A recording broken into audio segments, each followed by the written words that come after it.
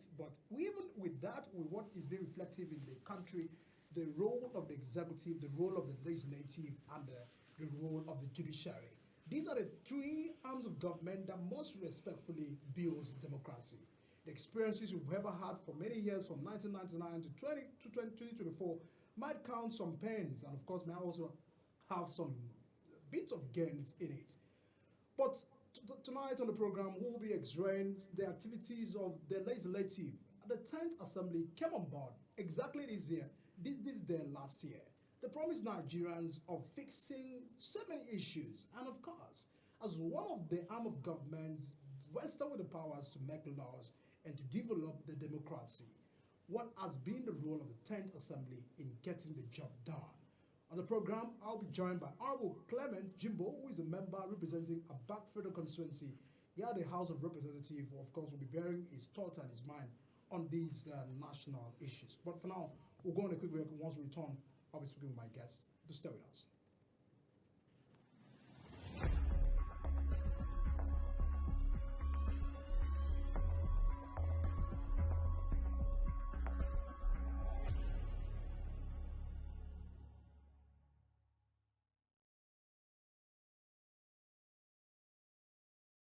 Are you a food lover? Do you care about your health and nutrition?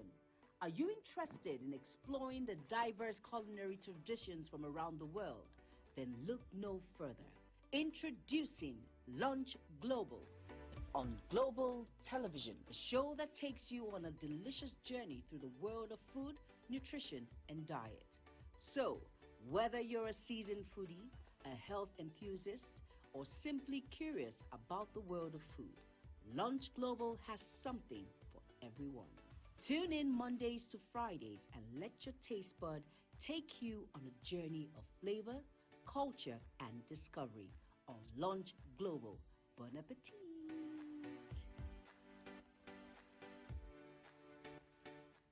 Time check. It's midday. Then it's Midday Discourse. Midday Discourse is a program that covers trending local and international news, current issues, and human-related topics. Join Samuel Odi weekdays 1 p.m. on Global Television. The discussion starts here.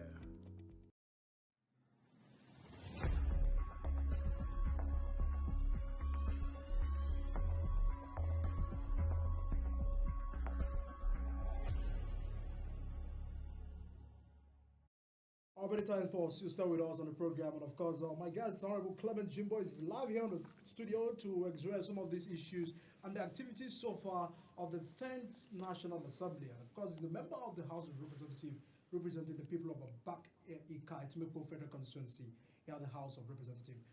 Good to have you on the program, Honorable. Thank you so very much for having me. It's a pleasure. It has been the 1 year ride. Congratulations. Thank you very much. Thank you. Let's begin with democracy. I mean, today is a very significant day for Nigeria, a practice of unbroken 25 years. To you, I mean, many Nigerians are saying we can really not count more gains than the pain of it. You, what can you really assess so far of Nigeria's democracy? It is fantastic. It is indeed remarkable because there is something about consistency. 25 years consistency is something that every Nigerian should celebrate. Because I cast my mind back. In 1965, a country got independence. That is Singapore. Exactly 25 years after, in 1990, Singapore that got their umbilical cord demarcated from Malaysia as a developing nation. Within the space of 25 years, they completely left the shores of underdevelopment to a developed nation till date. So Nigeria, towing that same path, 25 years, consistency in democratic rule, it's something that we should thank God for. If you look at our size, our tribes and tongues, our diversity, and we are able to maintain this trajectory consistently for 25 years, is something that every Nigerian should celebrate. And I stand here this time to tell every Nigerians, kudos to us. We've made it. It's been a wonderful ride. I mean, we've not had interjectory of military interventions. When you look at recently in some West African countries, the breakout of military from democracy, it looks as if it might be from the fact that sometimes some of these leaders, or African leaders, are getting it wrong.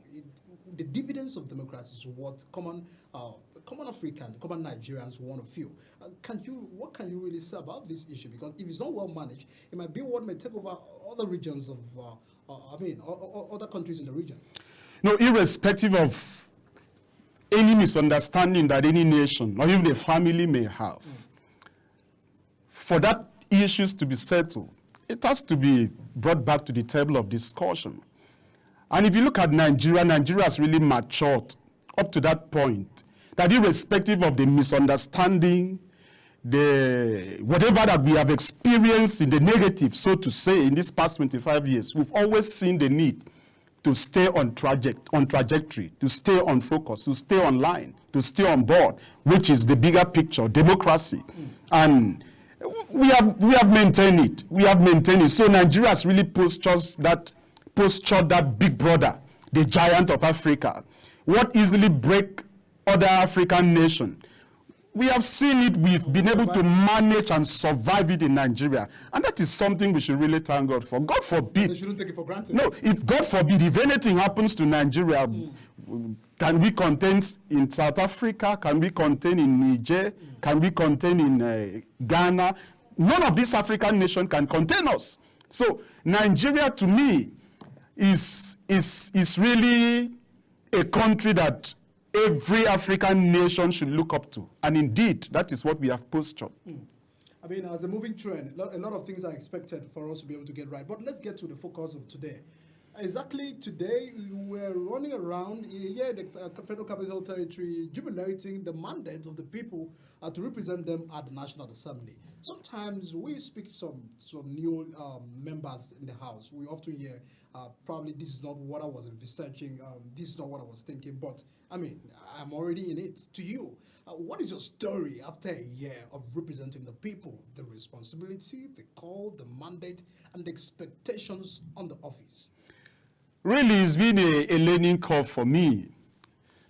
As a first-timer, so to say, in the business of making law for a nation like Nigeria, over 200 million, and coming from a background that has never experienced, so to say, leadership in governance, from maybe at the local level, being a councillor, a chairman, a House of Assembly, or even any political appointment, so to say, then being catapulted to the national, where you are saddled with the humongous responsibilities of making laws that will navigate, direct the nation called Nigeria. It's a learning curve. And within this first 1 year, we've had reasons to make laws, we've had reasons to move motions, we've had reason to render petitions on behalf of Nigerians, we've had reason to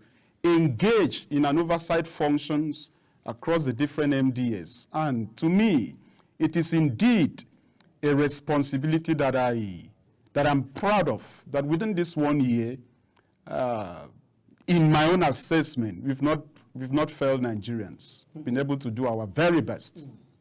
I mean, as you understand, the expectations are quite very high because you are coming into power to make laws in a time where the Nigeria was in the decaying mood and waiting for rescue.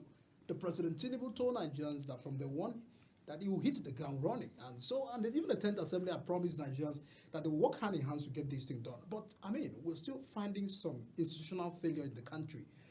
MDAs, ministries, agencies, and all departments seems not to still get it right. Where you understand that the bulk of delivery has to do on these institutions. To your assessment, what is really the problem with that Nigeria's institution? Thank you very much. First, let me be very categorical. We have strong institutions in Nigeria. we have the Constitution, which is the ground norms, the 1999 Constitution that almost every detail about how to operate the Nigerian system is enshrined.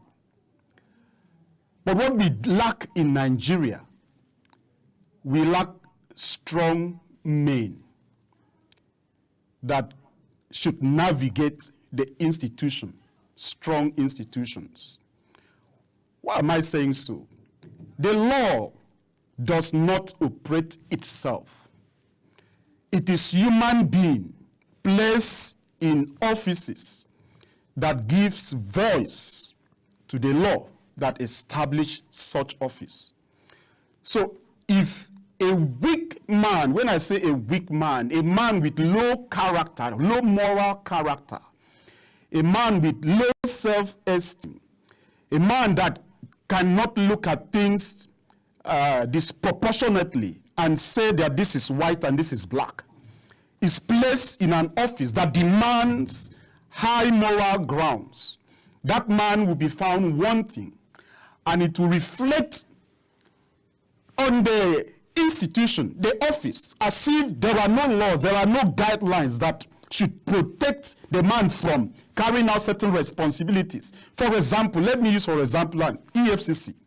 EFCC is an establishment of the parliament. They have the law, they have the act, they have the backing in the constitution.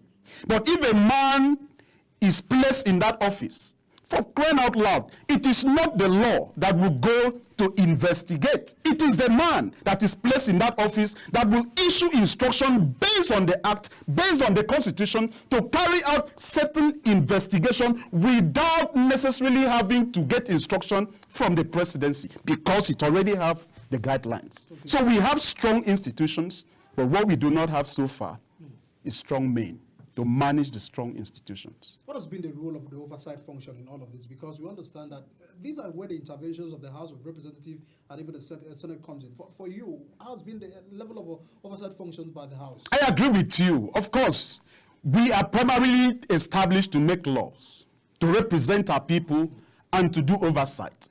Part of the ways we make law is on the oversight.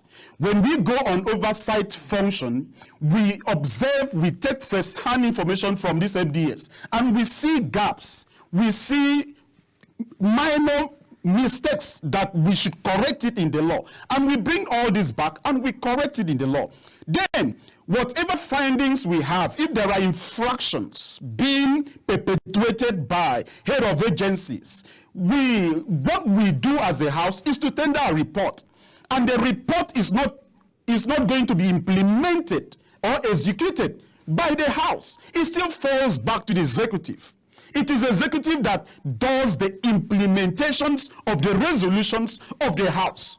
So the House have not really been found wanting, because every findings that we have seen in the House or as a result of our oversight function has been tendered in the House. So it has been passed to the executive. It is now left for the executive to act in accordance with the law. That have not been implemented, because it makes it look as if the House of Reps are not doing anything. No, we do.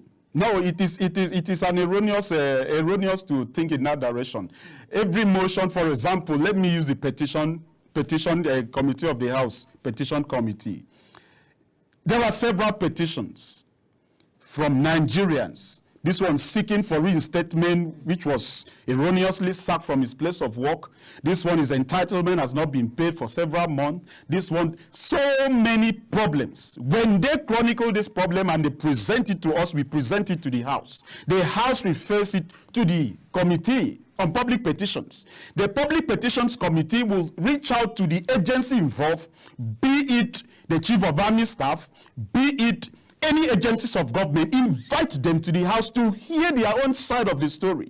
And when once their own side of the story is heard, from the petitioner is equally heard, a resolution is made from the committee and it is tendered in the House. The House will now make a report back to federal government for intervention. We are not police, we are not law enforcement agencies. So we can only direct, advise government, which is the federal government of Nigeria. Is there anything that can be done to further move steps of implementation? Because you may waste resources, waste times, and all of these to carried out a lot of this research, a lot of this oversight. At the end of the day, if it's not been implemented, it still have No, that is where division of labor is clear. We can only make laws. We don't interpret the laws. It is the judiciary that does the interpretation. It is the executive that does the implementation. So if the executive fails in interpreting the law, that is why the fourth estate of the realms is equally there. You call them out, you ask them questions. If the executive is not implementing the laws that we have made, you equally call them out and ask them questions. That is why it takes two to tangle. It does not take the executive to build Nigeria alone. Neither does it take the parliament to build Nigeria. Neither does it take the judiciary to build Nigeria. The greater majority, which are Nigerians, must play their role in making sure that things that are not working, you find out where it is not working and you call out where it is not working for them to make amends. When you're talking about marrying a corporation of these three arms, some Nigerians may say, this house is rubber stamp, this Senate is rubber stamp, this house is rubber stamp. To you, what do you denote from issues of working together to achieve a goal? I think you must first define what is the meaning of rubber stamp. The phrase rubber stamp, where did it come from? What gave birth to it? You see, for the fact that you see a couple walk on the street holding hands, confessing, having compatibility, does not mean that in the bedroom, in the kitchen, in the parlor, that they do not have misunderstanding. But they have shown so much maturity that they don't want to show their misunderstanding in the public.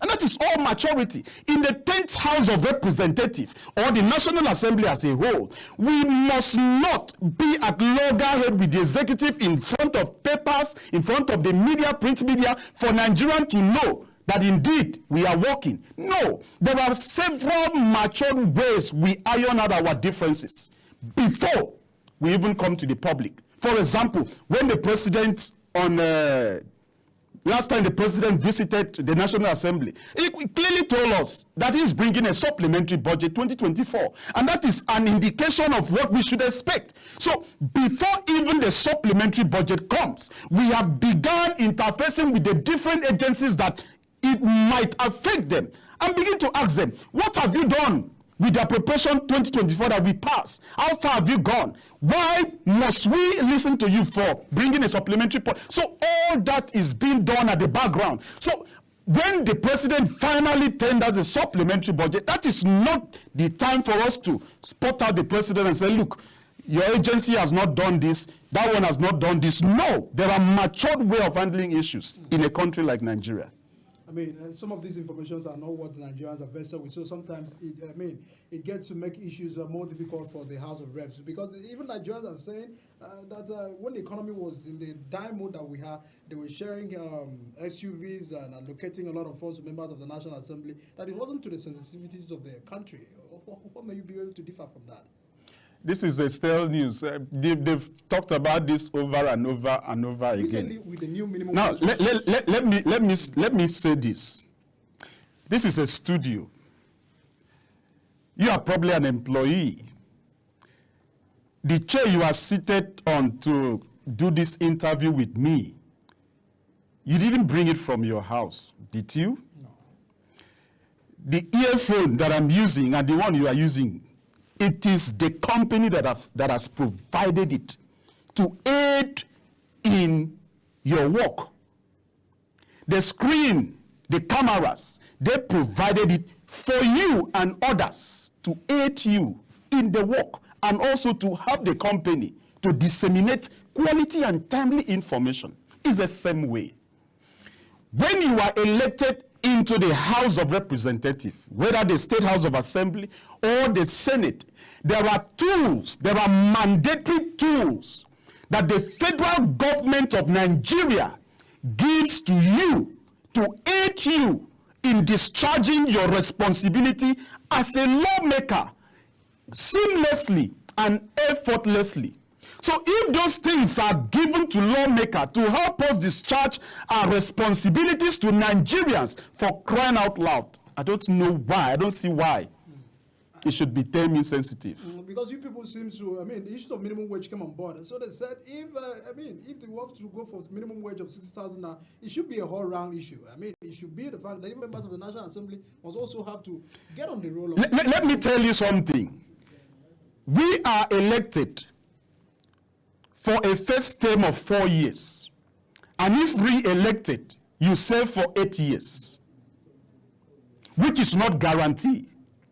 But a civil servant that enters into the civil service, maybe from level 1 to level 3, is entitled to stay in the civil service for a minimum of maybe 30, 35 years.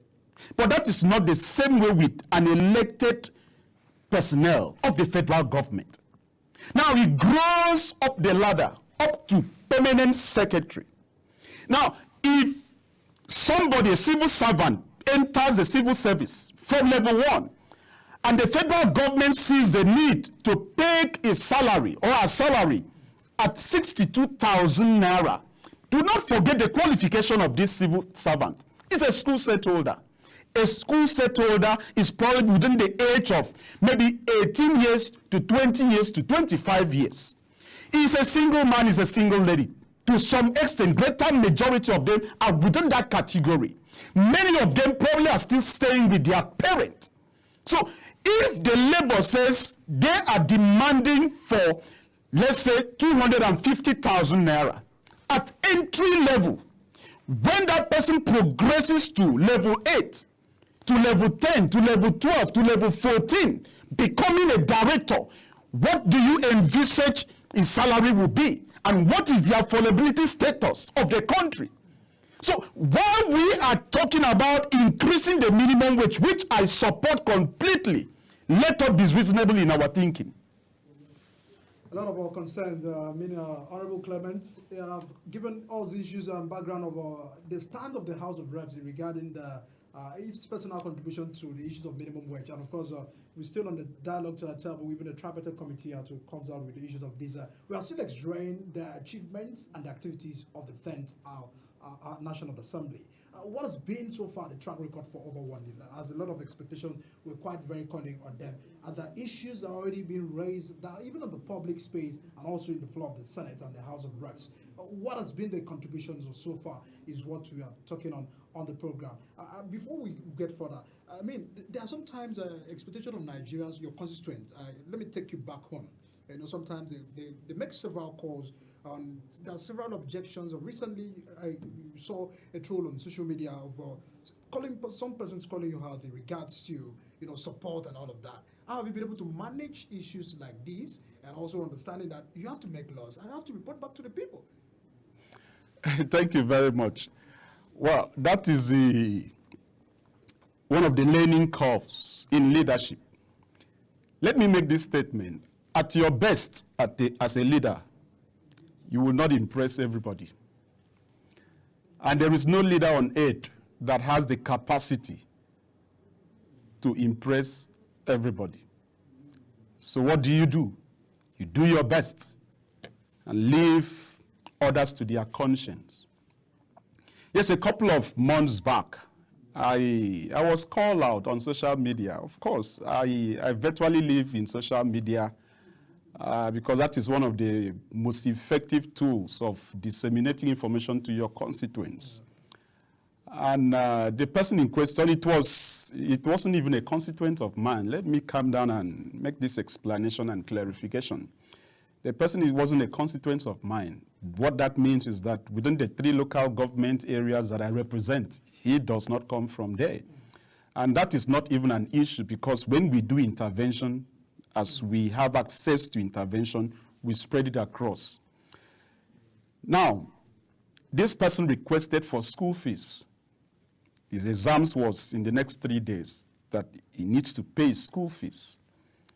And one thing citizens should know, and our constituents should know, that an elected member, a lawmaker, a man that has been sent to the house to make law, is not an illiterate. That's number 1. Number 2, is not a novice. Number 3, is an intelligent person.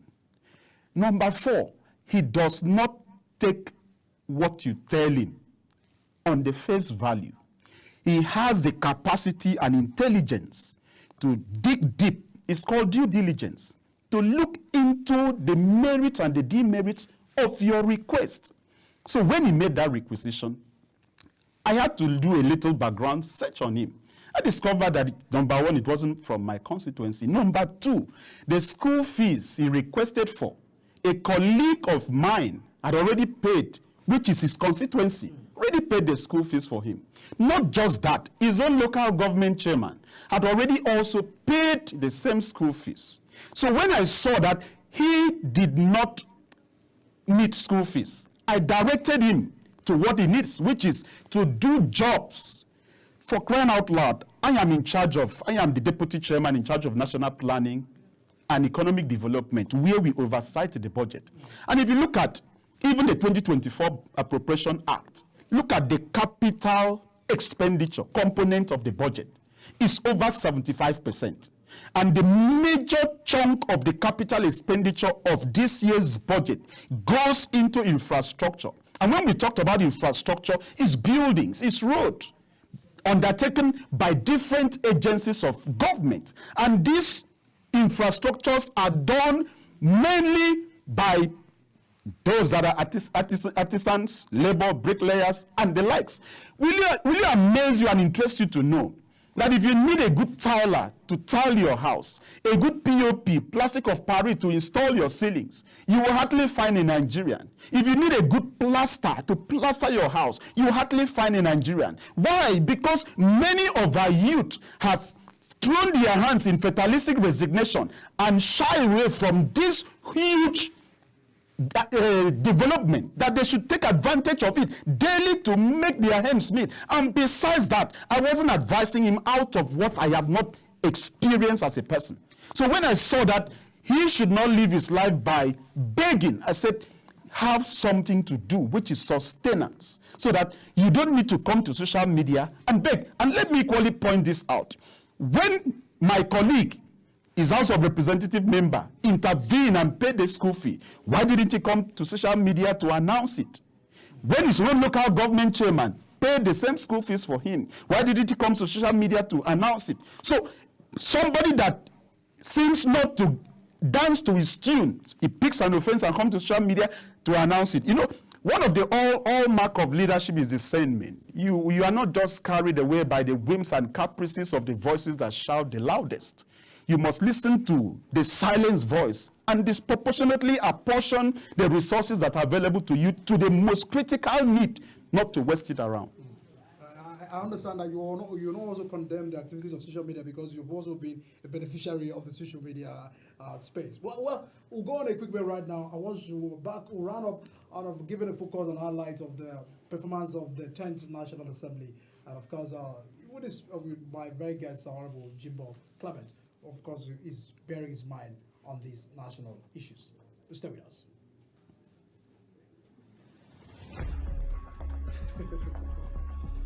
I'm gonna bring the base.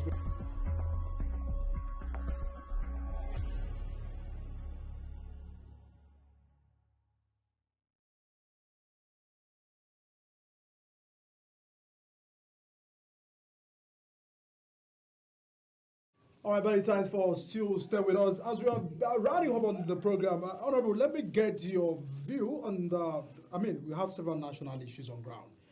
Do you feel that the 10th National Assembly will get to address some of these issues? Because away from the noises, away from the issues, Nigerians just want to see life working. Because even when you are counting and reflecting on democracy, it has to be dividends of what you are able to provide. Recently, there has been laws like issues of levy. If not that the House of Reps had to intervene to strike the levy back, it was been another, taxation on the people.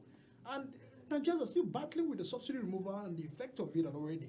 What at the message of hope, do you feel that the House is working or the National Assembly as a whole is working to restore confidence on Nigerians? Because the moment where a common Nigerians can't see anything good come out from government, this is where they are resorting to crimes and all of these issues. First, Nigerians are not common. The constitution of our great country calls us citizens. And as citizens, we have rights. We have privileges. Yes, what is the 10th House of Representatives doing to help the executive navigate away from the troubled waters. The challenges of Nigeria is not peculiar to Nigeria. Every country on the face of the earth today is equally having one issue or the other. But the ways and manners you tune to solving your challenges is what matters a lot. Let me zero it down to the National Assembly. If you look at the constitution that empowers National Assembly in the first place, Section 4, it said the legislative powers of the Federal Republic of Nigeria shall be vested in the National Assembly for the Federation, which shall consist of the Senate and the House of Representatives. The National Assembly shall have power to make laws for the peace, order, and good governance. That is the mandate. We are saddled with the responsibility to make law for the peace, order, and good governance. What has the 10th National Assembly done so far within this one here? If you look at what we tune with the renewed hope agenda of the executive, do not forget, Nigeria is one country, though we have division of labor. But all the division of labors must be geared towards the objective of the executive, which is the President of the Federal Republic of Nigeria. If the President of Nigeria wants to give a development to Nigerians, it is the responsibility of the National Assembly to interpret or to make legal framework for how he should go about achieving that. And we have completely highlighted strengthening good governance. How have we strengthened good governance? We have talked about improving national security. How have we improved that? We've talked about law reforms. How have we done that? We talked about economic growth, inclusive open parliament. Let me zero in on law reforms. If you look at in 1979, before 1979, our local government systems were very viable. We have local government financial autonomy. It was in 1979 that the 10th military administration truncated that. So now the 10th National Assembly has seen the need to take that form of governance back to the grassroots. That is why in the Constitutional Review Committee, we are looking at local government financial autonomy very critically because Nigeria has come on board. And that is one of the law reforms in the 10th National Assembly that we are doing. So instead of the federal government sending this humongous amount to 36 subnationals, let us send it to 36 states alongside 774 local government system. For crying out loud, if, for example, my local government area receives what they should receive, somebody like Clement Jimbo will not be doing anything here in Abuja. I will take my professionalism, my exposure, my experience to my local government area to make sure I help the local government chairman to interpret what needs to be interpreted based on the funds that are available to him every month. So that will equally drive development. Thank you. I mean, a lot to navigate regarding the 10th National Assembly and the expectations and the role they have to play. It is our prayers that as they proceed to the second year in office, a lot of these reforms and, of course, these issues will be dealt with and, of course, given dividends of democracy back to the people who elected them to the office. Congratulations to the members of the National Assembly, even as we get on board to see more work from the National Assembly. My name is Aniket Michael. Thanks for joining us on the program. See you again.